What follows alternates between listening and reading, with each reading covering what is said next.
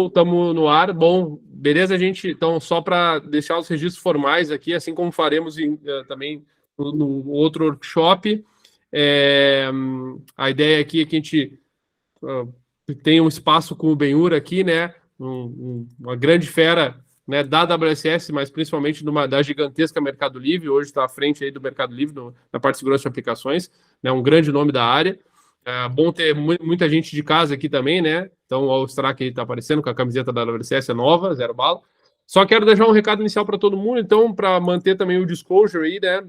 Qualquer informação aí que for pertinente ou que possa ter qualquer tipo de impacto, fica entre nós aqui, então gostaria da compreensão de todo mundo, assim como já estou antecipando o papo para depois. Então, a gente está deixando o registro gravado, temos o controle de quem está participando, então contamos, espero que vocês aproveitem.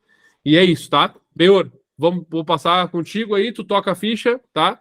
E não deixem de perguntar pro Benhur que esse é o momento. Show? Aproveitem, dale. E aí, pessoas, beleza? Pergunta. Vocês veem a minha tela? É um pontinho verde agora com a telinha Positivo. branca. É o nosso positivo operante. Então, pessoas, muito obrigado pela participação de vocês hoje, tá? Então, nesses 30 minutinhos, eu vou trazer um pouquinho de alguns desafios que nós temos e como que nós conseguimos atingir modelagem de ameaças em escala. E hoje, de longe, é um dos maiores desafios quando a gente fala de threat modeling. Por quê? Normalmente, quando a gente é um profissional de segurança, a gente está em um profissional para cada 100 desenvolvedores. Um profissional para cada 200 desenvolvedores. E assim por diante. E como a gente consegue prevenir ou mitigar problemas e riscos relacionados à segurança no início do desenvolvimento de software, né? Já deve ter ouvido milhares de vezes que corrigiu uma vulnerabilidade lá no final, depois que está implementado, custa não sei quantos porrilhões de vezes mais para a gente do que o normal. E o que acontece? Se a gente deixa para descobrir o problema de segurança num pentest, numa revisão de segurança, a gente está colocando a revisão de segurança exatamente nesse ponto. Qual ponto? Depois que o software está construído, nós estamos encontrando o problema neste lado. E se a gente pudesse encontrar o problema lá do outro lado? Um pouco mais na nascente do software, né? Bem, então explicando um pouquinho quem eu sou, tá? Eu sou o Benhur, eu trabalho como Application Security Leader em uma das verticais do Mercado Livre, mais especificamente no Mercado Pago, né? E eu sou mantenedor do guia de AppSec, se eu encontro uma música maneira, um power metal maneira, eu vou escutar aquilo em loop por vários dias, até eu enjoar e não querer mais escutar ela, e eu gasto meu dinheiro com Funko Pops, espadas, qualquer coisa que poderia ser para criança, mas como eu ponho a desculpa que é para meu filho, a gente sempre consegue um alvará um pouco mais fácil para fazer isso aqui, tá? Vamos pensar um pouquinho quais são os desafios que a gente tem aqui no Mercado Livre para ter que fazer esse tipo de coisa, né? Primeiro de tudo, a gente é mais de 14 mil pessoas na área de TI, a gente quer chegar a mais de 16 mil desenvolvedores ainda neste ano, né? Então, nós temos na área de segurança mais de 500 pessoas, só na área de Application Security nós somos mais de 100 pessoas, nós fazemos mais de 10 mil deploys por dia, temos mais de 26 mil microserviços rodando, e em toda a nossa infraestrutura, ou seja, quando um request entra até ele terminar o seu ciclo de vida, são mais de 900 milhões de requisições por minuto. Tá? Para dar um pouquinho da dimensão que é a gente ter que se preocupar com segurança nesse contexto. Tá? Então, vamos lá. O que é uma modelagem de ameaças, né? De acordo com a própria OASP, é identificar, comunicar, entender as ameaças, mitigar, e tudo isso no contexto de proteger alguma coisa que para nós tem bastante valor, beleza? Então, assim, se a gente pegar o OASP-SAN, que é o nível de maturidade AppSec e tal, primeiro a gente vai ter ali a governança, né? E logo depois a gente tem a questão de design, ou seja, aonde o software está nascendo, nós estamos projetando ele e nós já estamos projetando ele de forma segura. Beleza? Então, no momento que a galera de desenvolvimento está lá, poxa vida, o que eu tenho que fazer? Qual que é o produto tal, etc. A gente está junto construindo isso em segurança para que já nasça de forma legal, tá? Quando a gente está fazendo um threat modeling, o que vai acontecer normalmente? A gente vai ser avisado ou a gente vai buscar a área de produto dizendo assim, cara, a gente está aqui para lançar um novo produto e tal, a gente já está vendo com o time de desenvolvimento como é que tem que fazer, etc. Ali vão chamar a gente, olha só, a gente vai ter umas questões, a gente queria ver o que é que a gente tem que se preocupar aqui com segurança nisso. E a gente vai estar junto nessa reunião, e aí a gente começa a olhar o desenho, tudo, monta com eles, e durante essa etapa a gente vai ter que desenvolver algumas perguntas, tá? E aí vem as 4 core questions que nós temos em toda a modelagem de ameaça, e ela não pode fechar o ciclo de vida dela sem isso. Primeiro é, o que nós estamos construindo? Qual que é o objetivo aqui? Que cada um envolvido nisso saiba exatamente o que está sendo desenvolvido naquele produto ou projeto ou funcionalidade. Depois disso, que nós já temos o entendimento, nós partimos para o que pode dar de errado aqui. Depois, o que a gente vai fazer? O que a gente vai fazer contra aquilo que a gente identificou que pode dar errado? E por último, se a gente fez um bom trabalho, que nada mais é do que pegar o que a gente está construindo, colocar ameaça sobre aquilo, ver o que a gente fez com relação àquilo e ver se a gente realmente defende esse workflow que a gente definiu, tá? Vamos começar falando do que estamos construindo. Vamos lá.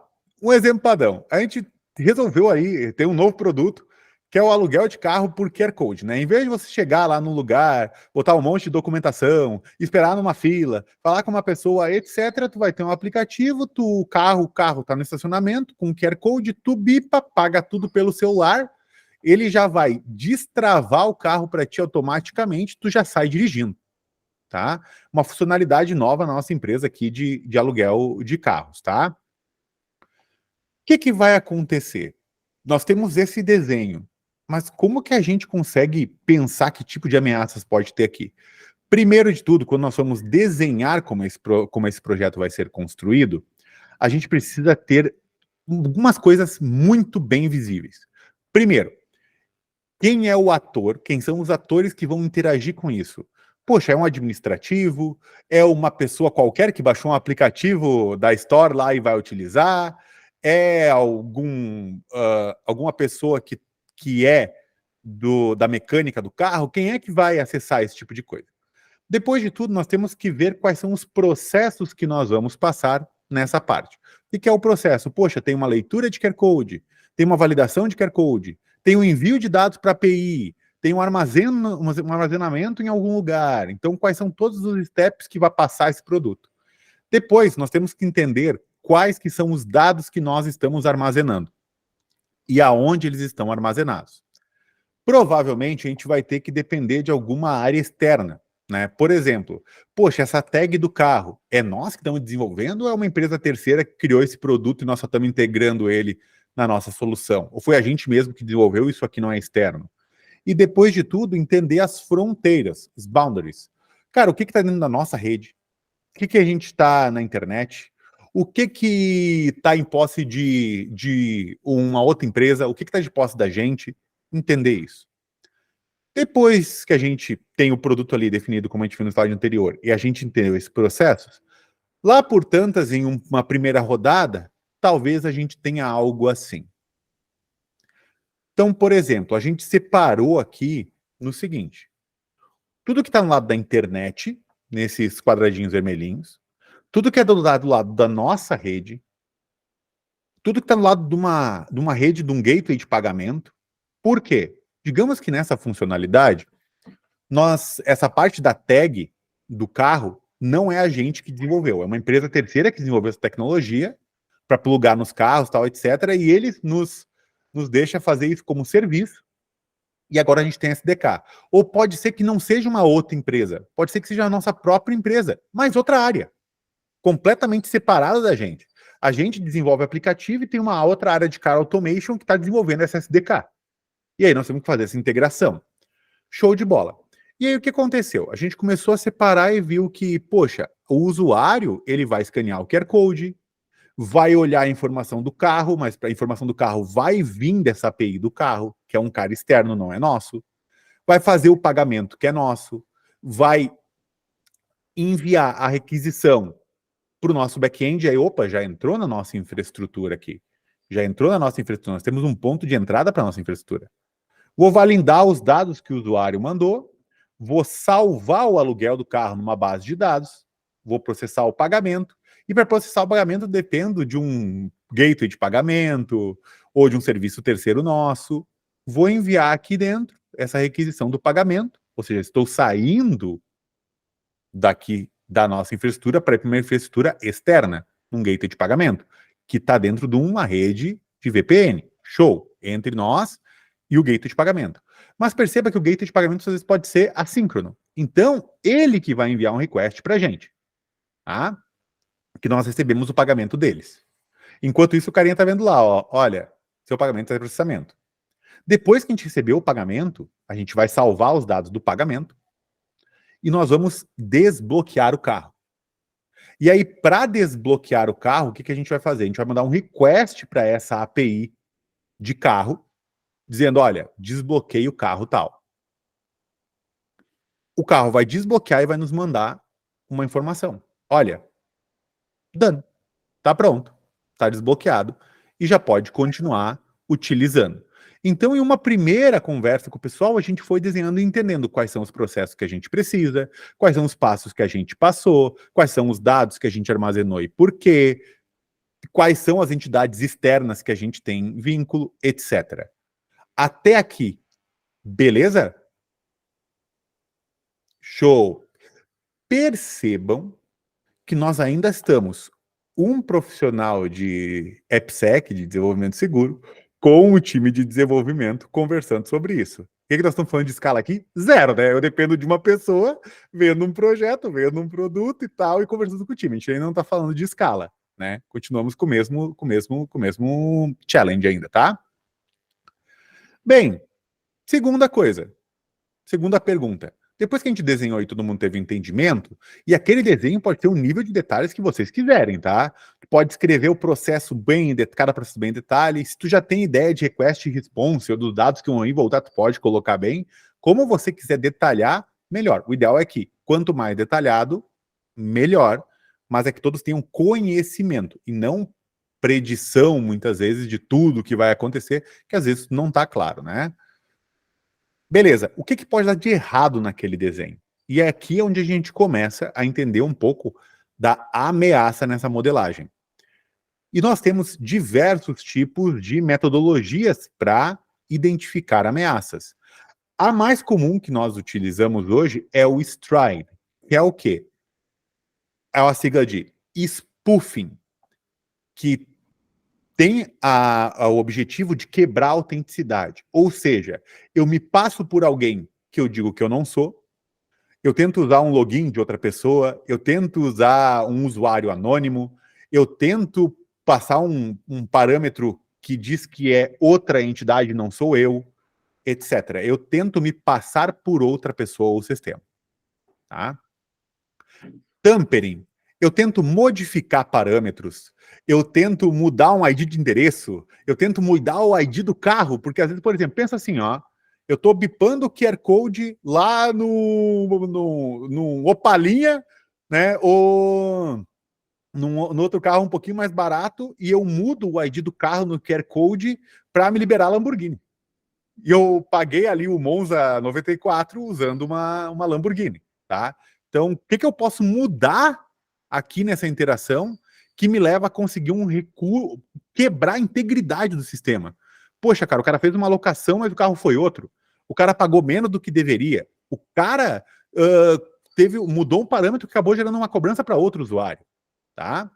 Depois, no repudiation, a repudiation, que vai quebrar o non repudiation, que é como que eu garanto que quem fez, de fato fez. Eu tenho log, eu tenho auditoria, eu tenho todos os steps, porque se alguém dizer assim, ó, cara, me fizeram uma cobrança de carro aqui e nem fui eu, como que eu sei, como eu consigo buscar isso dentro do meu sistema, né? Information disclosure. Cara, será que a informação que eu estou entregando para fora no output das minhas APIs, a pessoa que está consumindo deveria ver? Uma coisa muito comum, eu emito um comprovante do carro, né, para um comprovante de pagamento para qualquer pessoa, e lá tem nome, CPF, telefone, tudo. Poxa, será que eu realmente posso passar todas as informações pessoais num comprovante de pagamento que é compartilhável para outra pessoa ou empresa? Talvez eu não deveria. Então eu tenho que sempre fazer essa pergunta. Os dados que essa pessoa tem acesso, ela deveria ter de fato acesso, dado por dado? Denial of service. O que aqui me faria fazer com que o negócio parasse completamente? Quantos carros eu posso alocar por vez? Será que eu posso ir QR Code, QR Code, QR Code, QR Code, QR Code, QR Code, QR Code, e aí eu loco todos os carros ao mesmo tempo? Entende? Pô, meu, mas isso vai causar uma grana. O atacante não vai ter essa grana para pagar. Mas quem disse que o atacante está usando a grana dele? Ele pode estar usando uma grana de várias vítimas que ele tem. E eu posso estar alocando todos os carros. O atacante nunca vai usar que é dele, né? Então, será que se tiver um request em massa, o que vai acontecer? Vai ficar fora os aluguéis de carro? E como a gente usa um serviço terceiro, qual que é a disponibilidade que esse serviço terceiro me dá para que eu simplesmente não... Se ele cair, eu não caia todo mundo junto? Qual que é a disponibilidade que ele me garante, né? E Elevation of Privilege, que é para quebrar a autorização, que é, eu consigo fazer mais do que eu deveria? Né? Eu consigo, por exemplo, não só desbloquear um carro que eu estou pagando, mas desbloquear múltiplos carros com o mesmo pagamento, e assim por diante. Então, para cada ponto daquele desenho, nós vamos aplicar essa técnica do Stride, essa metodologia. Existem várias, tá? Agora, qual que é o detalhe? Como essa talk é sobre escala, o que a gente vai entender agora? Vamos pegar alguns casos para entender como que a gente escala isso dentro da nossa equipe, do nosso time, da nossa empresa, para que a gente não precise ficar fazendo isso manualmente o tempo todo. Então vamos pegar apenas uma partezinha do nosso desenho, que é justamente na hora que a gente desbloqueia o carro. Tá? A gente vai aplicar, a gente pode aplicar para todos os pontos, tá?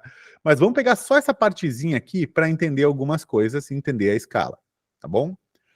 Primeiro de tudo, aquela história que começa com toda a ameaça, né? O que aconteceria se um atacante enviasse um request direto para a API de carros, se passando por nós?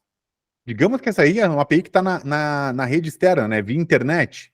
Então, qualquer atacante poderia consumir direto usando um ID nosso, da nossa empresa. Ou um atacante descobrisse, via enumeração, que nós temos um webhook para a internet que recebe a confirmação do carro, que desbloqueou o carro. O que acontece se um atacante começar a fazer requests direto para essa API, se passando pela API de carros, né? Então, provavelmente, você até pode colocar no chat aqui, eu já sei o que muita gente vai dizer. Como que a gente previne isso? Ou seja, como que a gente previne uma técnica de spoofing aqui? Como que a API de carro sabe que somos nós? E como nós sabemos que de fato é a API de carro? Aí lá vem a recomendação do cara de segurança para o time de desenvolvimento. Usa uma API key, ou seja, cada um sabe uma API key, você tem uma API key nossa, eu tenho uma API key de vocês, né? E aí a gente faz a conexão segura. Ó, não esquece de fazer a conexão segura. E o cara de SEC some, velho. E aí existem duas possíveis questões que nós, quando a gente vai fazer essa recomendação, a gente vai tomar. A primeira é uma pergunta do tipo, tá, mas o que é uma API segura? O que é uma conexão segura? Como é que eu gero essa API key? Como tem que ser essa API key? E tá excelente tomar essa pergunta. O problema é quando tu toma pode deixar, chefe. A pergunta é, nós sabemos o que é seguro muitas vezes na nossa cabeça. Mas o time de desenvolvimento que a gente já sabe o que é seguro? Sabe o que é a implementação segura disso? Nem sempre. Provavelmente não vai saber todos os detalhes que a gente sabe. E aí eles vão implementar tudo, vão entregar e a gente vai lá e vai colocar um monte de problema e gerar um monte de vulnerabilidade ou problema de desenho de arquitetura naquilo. A gente vai tomar, poxa, mas a recomendação foi assim, a gente fez. Né? E aí a gente começa a não escalar. Então, não é assim que a gente faz recomendação de segurança e muito menos é assim que a gente vai escalar esse tipo de coisa. Então, agora a gente vai conversar da terceira pergunta, que é o que vamos fazer com relação a isso, que é aqui que a gente vai entender como que nós escalamos, de fato, as recomendações de segurança dentro da nossa empresa. Aquele processo que nós estamos fazendo até agora, de eu estou numa call com a galera de desenvolvimento, time de desenvolvimento, a gente está desenhando a solução e a gente está vendo em conjunto os problemas e a gente está apontando, cara, aqui tem um problema de thumbnail, porque está vendo esse parâmetro aqui, o que aconteceria se eu trocasse esse parâmetro por esse outro parâmetro? Tá vendo aqui, ó, cara, tá faltando uma... Como é que a gente valida a autenticação entre esses dois pontos? Sendo o usuário com a nossa API ou a nossa API com a API externa, etc. Como a gente valida isso, né? Cara, a gente gerou log das transações, né? Log imutável, né? Não, mas tá salvo no banco. Pô, se dá um update no banco, fudeu, acabou a integridade, né? Como que a gente gerou log que é imutável dessas transações financeiras? Poxa, a gente tá lidando com transação financeira, tem algum compliance? A gente está começando a procurar os problemas. Agora a gente tem as remediações. Agora imagina você ter que chegar em todo fucking time de desenvolvimento e falar: ô meu, tá vendo essa conexão com o banco aqui? Sei, tem que cuidar de SQL injection aqui, tá? Caralho, mano, eu vou te fazer uma pergunta. Em todo lugar que tiver uma conexão com o banco de dados, você vai dar essa recomendação, não vai dar? Sim. Vai dar para todo time de desenvolvimento que você passar, não vai dar? Sim. Cara, isso não deveria ser algo que está num threat modeling. Você não deveria falar sobre várias coisas do threat modeling. Por exemplo, cuida com proteção de XSS e ensinar o XSS ali. Cuida com proteção de SQL injection e ensinar o SQL injection ali. Porque por várias coisas. Primeiro disso tudo é o que aconteceria se o time de desenvolvimento começa a escalar, começa a ter mais contratação e começa a ter o turnover, né? Sai pessoas de desenvolvimento, entra novas pessoas de desenvolvimento. Sai pessoas de desenvolvimento, entra novas pessoas de desenvolvimento. Essas pessoas não passaram pela sua talk na modelagem de ameaças que você estava fazendo. Então, tu vai tendo uma renovação de pessoas sem esse conhecimento de desenvolvimento seguro que você está colocando e levando para isso. Então, existe aquelas coisas na qual é específico do produto, da funcionalidade que você está, e tem aquelas coisas que são... Sempre eu dou essa recomendação. Poxa, tem uma API Key, como que eu guardo a API Key? Cara, não é só aqui que vai ter API Key. Vai ter em vários lugares. Poxa, eu tenho uma conexão com o banco NoSQL. Como que eu me protejo de NoSQL injection? Isso vai ter em toda a conexão de NoSQL. Né? Poxa, e minha empresa usa muito NoSQL. Caramba! Poxa, olha só, a gente tem um container Docker. Cara, como quem tem a segurança desse container aqui? Né? Pô, não esquece de não deixar eu executar como root. Não Cara, isso aqui vai ter persistência? Não esquece de ser read only. E assim por diante, né? Qual imagem que vocês vão usar, né? Aí, poxa, a gente ainda não sabe, porque nós estamos na modelagem de ameaça, estamos no desenho da aplicação e não na implementação do código, né? Então, talvez a gente ainda não saiba que código a gente vai gerar ainda, tá? Então, pegando o exemplo do armazenamento de segredo, poxa, a gente levantou todos os riscos, né? Vamos pegar lá a API Key. Cara, vamos gerar uma API Key. O que acontece se a API Key for fraca? Né? Então, poxa, tem que ser uma API Key forte. O que acontece se vazar essa API Key? Né? Essa recomendação de usar uma API Key entre as duas partes para elas terem a autenticação resolvida é algo bem específico daqui? Ou não? Todo mundo que precisar gerar uma questão de identificação com API Key, etc., vai poder consumir esse conteúdo. Poxa, todo mundo vai. Ótimo. Então, o que precisa implementar para ser feito isso? E aí vem a pergunta: e se eu não estivesse aqui como profissional de segurança? As pessoas saberiam o que fazer? Se tu não tiver essa pergunta clara aqui, você tem uma dependência e você perde escala. Se eu não estou aqui, eu perco escala. Vai ser sempre assim, tá? E aí, como nós podemos gerar essas recomendações para que proativamente os times de desenvolvimento e os Security Champions e tal possam ajudar a gente nessa implementação e aí a gente começa a ganhar escala. Nós não precisamos estar ali para fazer isso. Alguém do time de desenvolvimento pode pegar. Então, se eu tenho 2 times de desenvolvimento, já virou 2 pessoas. Se são 5 times de desenvolvimento, já virou 5 pessoas. Tá? E agora a gente começa em o que a gente vai fazer com relação a isso como estrutura. Tá? Primeiro de tudo, base de conhecimento. Isso não vai mudar. Como eu sei o que tem que ser implementado? Sabe aquela esquema do, poxa, implementa uma API Key? Cara, olha só, aqui é importante nós implementarmos um mecanismo de API Key, tá? Não esqueçam disso. Tá aqui o link de como se implementa uma API Key quando vocês forem implementar. É cross. E aí, como que funciona isso? Essa base de conhecimento, ela tem que ser, primeiro, acessível de uma forma fácil, com nomes que a gente usa recorrentemente nesse tipo de coisa. Por exemplo, desenvolvimentoseguro.minhaempresa.com, algo interno, né? Isso é importante, interno. Né? Ou DevSec, ou AppSec, né? Dentro da minha empresa. Tem que ser algo que, tipo, pô, tem o guia de desenvolvimento seguro. Onde é que tá isso? Deixa eu botar guia de desenvolvimento seguro, eu tenho que achar, né? Outra coisa que é importante é que esse guia não é só o cara adivinhar a URL. Porque a gente tem um problema ainda com URLs que é, poxa, eu não consigo pesquisar algo interno. Então, se a gente tem um chat, como o Slack, etc., que tenha um bot, né, na qual eu posso pesquisar por desenvolvimento seguro e ele me lista todos os links de desenvolvimento seguro. Porque daí eu lembro de keywords e essas keywords me entregam os lugares aonde eu vou encontrar esse conhecimento, tá? As ferramentas que a gente tem que utilizar são as ferramentas que o time de desenvolvimento usa para documentar as coisas. Então a gente gosta bastante de inventar isso, né? Para ser bom para segurança. Não tem que ser bom para segurança. Tem que ser bom para o desenvolvimento e levar eles até segurança, né? E tem que estar na linguagem do teu time de desenvolvimento. Sabe a coisa de preventing XSS, to scaling, RCE, account takeover, etc. Caralho, mano, isso é uma coisa que é pra gente olha assim, account takeover, tá, entendi. Mas não tá claro isso pro desenvolvedor no momento que a gente fala. Então a gente precisa falar na linguagem dele. E o que é a linguagem do desenvolvedor nesse caso? É ele entender o que é falar de segurança sem falar de segurança. Que é sem ficar colocando buzzwords e etc. É falar o que pode acontecer numa modelo de historinha e no final dizer isso é um account takeover. Então primeiro ele entende na linguagem dele, depois ele assimila isso ao termo de segurança. E aí, poxa, Bruno, mas eu não tenho nada aqui. Ah, cara, tu não tem nada.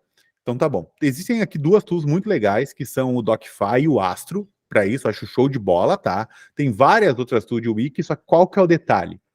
Toda wiki, toda base de conhecimento, ela tem que começar pelo que tem que ser implementado, como tem que ser implementado e exemplos no campo de visão do desenvolvedor. O que eu digo no campo de visão do desenvolvedor? O cara abriu a tela, ele tem que estar claro. Ele não tem que scrollar 2 páginas de documentação para saber o que ele tem que fazer. Ele vai preferir chamar o cara de segurança. E aí tu vai perder a escala de novo. Porque daí depende de atender aquele cara para ele saber como implementar. Então, ele abriu a tela, tu pegou a margem do monitor, é aquela margem que tu tem para fazer o cara entender o que ele tem que fazer. Talvez ele olhe assim, tá, eu tenho que fazer isso. Tá, mas por quê? Talvez ele se pergunte por quê. Aí você começa com o scroll. Aí você vai explicar o porquê em detalhes daquele tipo de implementação. Depois daquele tipo de implementação, por exemplo, cara, como eu faço com gerenciamento de segredos? A gente vai ver um exemplo no próximo slide. Você implementa dessa forma aqui quando tiver um gerenciamento de segredos. Show. Aí ele vai dizer, tá, por quê? Aí tu vai o porquê. Depois, é muito provável que outras equipes, etc., talvez tivessem problema ou com alguma dúvida que seja recorrente. Então, a próxima etapa é responder dúvidas recorrentes de forma escalável, com um FAQ dentro dessa documentação. Depois, é as pessoas saberem aonde, com quem que eu tiro dúvidas com relação a isso. E aqui, é importante que o contato não seja o seu e-mail, mas o canal do Slack, do time de desenvolvimento seguro, do time de AppSec. E sabe por que é legal esse canal não ser um canal fechado? É um canal que todo mundo pode ir lá consultar, porque pode ser que um cara do time de desenvolvimento tenha uma dúvida que outro cara do time de desenvolvimento já respondeu. E eles se respondem. Cara, consulta essa documentação aqui. Aqui a gente fez igual. Então é um canal para todo mundo, tu vincula muitas pessoas da empresa ali. E depois tem que ser um lugar onde as pessoas podem reportar problemas, pedidos de melhoria e etc. Então, esse tipo de documentação é legal porque ela fica onde ela fica hospedada no GitHub. E sabe o que é o mais legal de tu hospedar uma documentação de desenvolvimento seguro no GitHub? Que as pessoas podem ajudar com pull requests. Elas podem ajudar compartilhando o próprio conhecimento e ajudando a corrigir ou melhorar documentações. Elas podem contribuir com a tua documentação também. Tá? Então, primeiro de tudo, é essa base de conhecimento aqui. Isso é fundamental. Tá? E aí, vou te dar um exemplo. Né? Na Wiki tem que ter exemplos no campo na visão inicial ali. Então, ou seja, cara, gestão de segredos. O quê? exatamente aquilo que o cara tem que fazer. O que ele tem que fazer. Não se preocupar em justificar tudo antes, entendeu? Então, o que ele tem que fazer? Bem reto, bem direto. Depois, o porquê que ele tem que fazer. E aí, tu começa a colocar os riscos e os ganhos de fazer aquilo, tá? Para cada uma das coisas que você pretende trazer para essa wiki dentro do seu contexto de negócio, né? Eu trago a OWASP Top 10, cara, às vezes não são todo Top 10 que se aplica à tua empresa. Então, aquilo que se aplica à tua empresa. Como profissional de segurança, a gente tem que avaliar nosso perfil, né? Em seguida, o que normalmente tem? A gente tem ameaças que envolvam no código, né? SQL Injection, XSS, Path Traversal, etc., coisas são específicas no código. A gente tem log, auditoria e erros, como fazer gestão de segredos, como lidar com autenticação e autorização, quais são as boas práticas nas tecnologias específicas que a gente utiliza. A gente utiliza Docker, quais são as práticas de segurança em Docker. A gente utiliza React, quais são as práticas de segurança do nosso React. E assim, com armazenamento de dados pessoais, bibliotecas, etc. Todas essas recomendações têm que estar nessa base de conhecimento, tá? Respondendo às perguntas do desenvolvedor. Por exemplo, o que a gente tem que fazer com relação a como que eu instalo a biblioteca de forma segura? Poxa, isso é uma pergunta, né? Cara, essa pergunta tem que estar respondida, né? Como que eu armazeno logs de forma correta? Isso tem que estar respondido também. O que tem que ter num log? Isso tem que estar respondido também. Poxa, o nosso log eu armazeno aonde, né? Cara, eu tenho que criar um serviço meu de log? Já existe algum serviço na empresa de log? Tá aqui.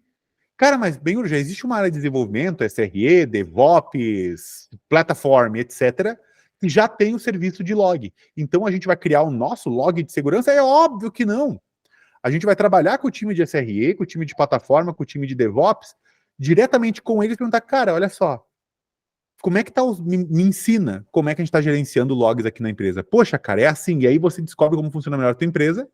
E aqui dentro tu pode fazer um link para o guia de desenvolvimento, para documentação de logs da empresa. Porque não adianta ter o logs da empresa e o log de segurança. É aí onde a gente começa a entender que as coisas, segurança faz parte do negócio, quando o negócio tem segurança no seu meio. E não tem o negócio e o negócio com segurança. Entende? Então tem que estar junto isso. Então a gente conversa com o time de SRE, plataforma, DevOps, etc., para lá colocar as features de segurança dentro dos logs que a gente tem.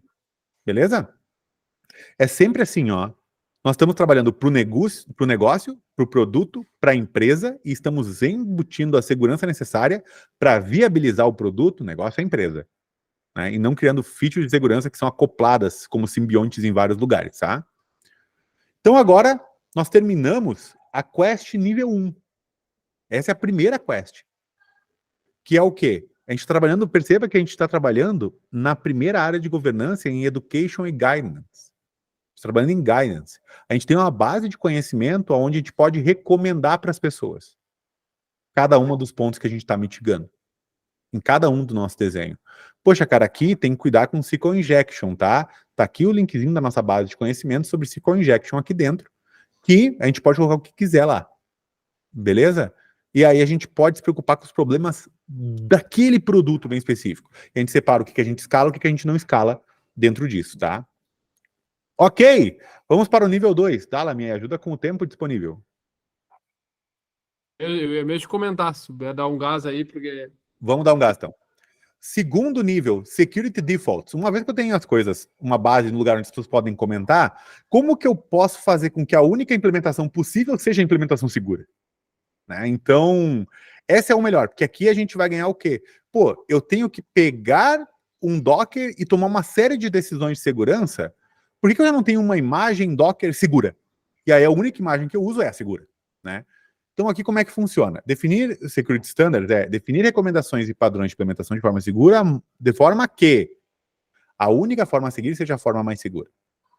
Seja porque a gente vai fazer uma recomendação direta, seja porque a gente vai desenvolver uma biblioteca, uma lib para isso, seja porque a gente vai disponibilizar uma plataforma, um serviço, etc., que pode ser consumido, e assim a forma com que a pessoa vai utilizar aquela ferramenta é automaticamente a forma mais fácil. Por quê? Porque a gente já desenvolveu, a gente já definiu, então não precisa pensar e desenvolver isso, ela ganha tempo e produtividade, e a gente sabe que está todo mundo consumindo um serviço desenvolvido e garantido pela área de segurança. E aqui um exemplo bastante clássico de Server-Side Request Forgery, tá? Que é o quê? Eu pego um parâmetro de fora, que é uma URL, por exemplo, e faço um request para essa URL, ou eu pego um parâmetro, concateno na URL e faço um request achando que tá tudo bem e, cara, se o cara botar um ponto, ponto barra naquele parâmetro, eu tenho uma mudança na URL interna. E aí o que acontece? Eu vou ensinar todo mundo como se proteger de Server-Side Request Forgery. Se eu estou no nível 1, provavelmente sim. Mas e se eu oferecesse dentro do nosso ecossistema uma biblioteca que o cara põe uma URL e a gente já diz para ele, sabe, se a URL é segura ou não? E aí a única coisa que a gente precisa se preocupar é, cara, essa URL é segura ou não? Não se preocupa, a gente usa a biblioteca que ela garante pra gente isso. Que a gente desenvolveu internamente. Então, além de a gente largar, a gente ganha um passo a mais aqui, que é, além de a gente entregar o conhecimento para ele, via nossa base de conhecimento para alguma coisa que é cross, nós também estamos pedindo para ele implementar de forma segura algo e que ele não precisa tomar muitas decisões do como implementar aquilo ou não. Porque senão a gente pode ter na empresa diferentes implementações de segurança para o mesmo problema. E isso pode nos gerar um outro problema. Tá? Então, aqui a gente começa no nível 2, que é desenvolver toolkits para isso. E aqui um exemplo daquele nosso problema que a gente estava falando, né? Poxa, gestão de segredos e tal, etc. Como seria um nível 2 disso, né? Em vez de só botar em variáveis de ambiente ou num Vault, como Azure Key Vault, como AWS Secret Manager, etc. Que tal se a gente tivesse um componente que faz a gestão de comunicação com terceiros? E aí, todo mundo que quer utilizar isso aqui só precisa colocar qual que é o componente terceiro, o ID dele, e qual que é a secrets. E esse nosso componente, quando recebe uma requisição nossa aqui, quando recebe essa requisição, só precisa se preocupar em, olha, estou fazendo a requisição com esse terceiro. Esse componente já pega o domínio desse terceiro, o domínio dessa API, injeta os segredos aqui e faz a conexão, e quando voltar, já valida a API key aqui e entrega. Então, qualquer gestão desse terceiro, como rate limiting, bloqueio, range de IPs, configuração, rotação de secrets, não precisa estar em vários lugares, está no componente de gestão de comunicação com esse terceiro, em outra zona, inclusive, de gestão de rede. Então, um comprometimento aqui é muito menor do que um comprometimento numa conexão direta, uma saída direta da nossa infraestrutura para a internet. E aí, a gente pode colocar regras de internet dentro da nossa infraestrutura interna de forma melhor. Porque a gente provê um componente, um serviço, que faz a gestão tanto da secret, quanto da chamada, quanto de todo o resto. E aí a galera não precisa se preocupar, aí tu vai lá assim, ó, cuida do rate limit, cuida para não cair, cuida da rotação de senha. Aí tu vai fazer esse monte de coisas e tu abstraiu isso em um security default. Então tu ganhou muito tempo do teu time de desenvolvimento com isso, dentro da tua modalidade de ameaça quando tu vai fazer a recomendação. Então aí tu ganha no nível 2, tá? Que aí tu já tem mais estratégia e métricas, porque tu tá centralizando esse tipo de serviço. Tu ganha em PCI e compliance, porque um lugar só que tá fazendo essa comunicação com o terceiro, se tu precisar alguma auditoria, está ali. Tu ganhou na teu atleta assessment, porque tu não precisa explicar tudo isso de uma vez só. Tu ganhou no teu requirements, tu ganhou muito em arquitetura. Afinal, tu não só provê olha, faz isso aqui, como tu diz, usa isso aqui que já está pronto e vai te poupar muito tempo no desenvolvimento e já está isso de forma segura. Ok? E agora nós vamos para o nível 3. Como eu reviso se os padrões de segurança estão implementados? Que é prevenir o que está inseguro. Tá? Então, o primeiro de tudo, é tudo que a gente encontrar dentro do nosso threat modeling, a gente tem que estar registrado com o plano de ação. Né? Então, olha, naquela parte tem que fazer a gestão de API Key, utilizando essa lib ou fazendo essas práticas de segurança que foram recomendadas aqui. Esse ticket de ação prevista tem que estar no board do time de desenvolvimento, não do time de segurança. Senão a gente vai saber que eles existem e o time de desenvolvimento pode esquecer. A gente tem que dar o trabalho de ter o link para as atividades do time de segurança, e não o contrário. Né? A gente tem que facilitar a gestão do lado deles, e não nosso. Né? Cada ação tem que ter um identificador, uma descrição, um estado, cara, tá em prog, já finalizou, etc. A solução, proposta e datas de quando aquilo vai se encerrar. Por quê? Porque cada um desses casos, quando a gente está desenhando, eles vão virar casos de teste para o pentest. Vou te dar um exemplo. Cara, não esquece de implementar aqui o cuidado de SQL injection. Tá? Cara, vai ter um code review ali em cima daquela funcionalidade por causa desse tipo de coisa. Não esquece de validar esse parâmetro aqui. Né? Vai ter um caso de teste para quebrar aquele parâmetro ali. entendeu? E aí o que acontece? Depois que a gente tem todos os tickets guardadinhos e tal, etc., do que na nossa modalidade de ameaça a gente identificou como risco que o time de desenvolvimento tem que resolver, a gente tem que ver o que a gente consegue fazer, o que a gente consegue fazer de forma automatizada. Ou seja, a gente não quer aceitar secrets hard-coded, secrets no código, como que eu consigo prevenir isso de forma automatizada? Né? Então, eu consigo utilizar um SAST para isso? E aí é importante que o SAST seja customizado. Porque, veja, se digamos que todo mundo que quer fazer uma requisição externa tenha que usar aquela API do URL Safe. Então significa que todo mundo que está fazendo uma requisição externa sem usar aquela API está fora do compliance, tá certo? De security standard. A gente quebra isso no pipeline. A gente quebra isso no SAST. E aí a gente tem que customizar o SAST para a nossa regra do nosso standard. A gente pode colocar uma mecânica de pré-commit, que é o quê? Cara, no pré-commit eu vou ver se no que tu tá para commitar tem algum segredo. Tá, tem algum segredo? Tem. Então quebra antes de tu commitar e subir. Eu tenho que arrumar aquilo ali local antes de subir.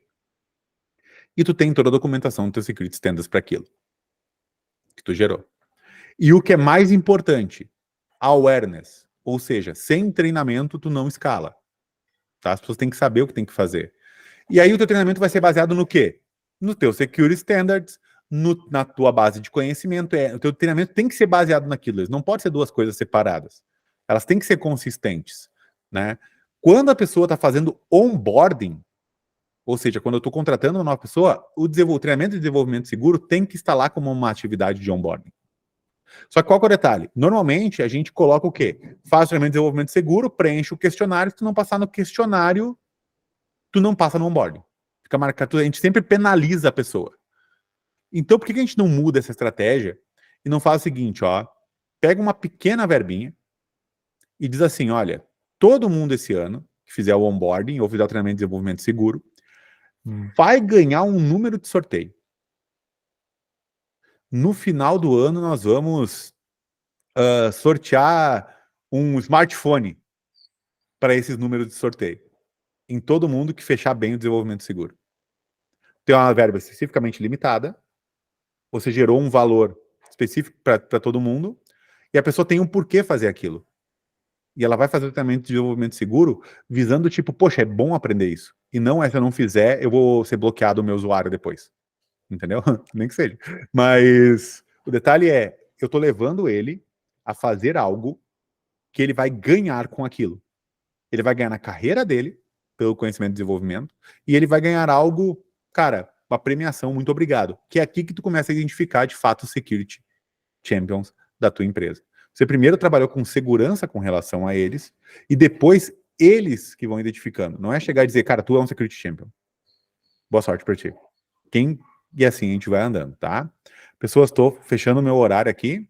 Então, agora com isso, a gente completou uma fase 3 que é, cara, eu tenho uma base de conhecimento onde as pessoas sabem quais são a implementação segura. Eu preciso agora, na minha modelagem de ameaças, somente verificar aquilo que é de fato do produto em si. Eu tenho implementações seguras, padrões, para cada uma das coisas, a imagem Docker correta para ser utilizada em cada tecnologia já realizada, eu tenho as bibliotecas para lidar com cada um dos problemas, eu tenho serviços, por exemplo, poxa, eu preciso dos dados pessoais de alguém aqui. Poxa, por que eu não tenho uma base de dados e não forneço isso como serviço? Entende? E dou uma cota, um rating para cada pessoa. E assim por diante. Tá? E aí, cada uma dessas pessoas, como vai passar pelo onboarding, tem desenvolvimento seguro, etc., ela sabe onde estão as coisas. Então, eu tenho a comunicação via Slack, eu tenho o guia de desenvolvimento e etc. Tá bom? E algumas referências para vocês, tá? Eu tenho algumas coisas que eu coloco de threat modeling no guia de appsec.com.br, tá? O AspSun, um artigo do Adam Shotstack, que é um dos mestres do mundo em threat modeling, sobre um guia de threat modeling, e justamente com 2 livros deles, tá? Threat Modeling Design for Security e o que os engenheiros da Estrela da Morte precisavam ter visto em Star Wars para não tomarem aquele ataque, tá? Então, pessoas, obrigado, é isso aí, e aberto aqui para perguntas, demais, né? Nesse massa momento. Demais, bem.